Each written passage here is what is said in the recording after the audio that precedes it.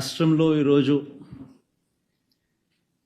దాదాపుగా 52 రోజులు ఎన్నికల ఫలితాలు వచ్చాయి.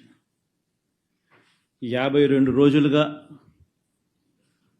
రాష్ట్రంలో ఎలాంటి పరిస్థితులు ఉన్నాయి, రాష్ట్రంలో ఏం జరుగుతూ ఉంది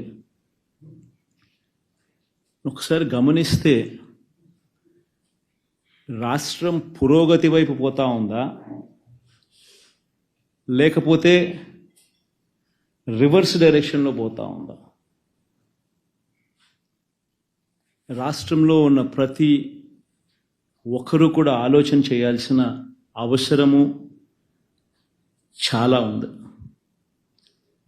రాష్ట్రంలో ఈరోజు హత్యలు జరుగుతూ ఉన్నాయి, అత్యాచారాలు జరుగుతూ ఉన్నాయి, ఆస్తుల ధ్వంసం జరుగుతూ ఉంది.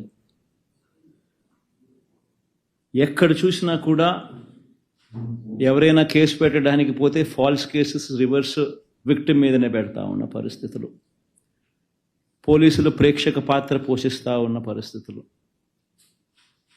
ప్రశ్నించడానికి ఏ స్వరం కూడా ఉండకూడదు, బయటికి అడుగు పెట్టకూడదు అన్న దృక్పథంతో ఈరోజు అణిచివేసే ధోరణితో ఈరోజు ప్రభుత్వం పరిపాలన కొనసాగిస్తూ ఉంది.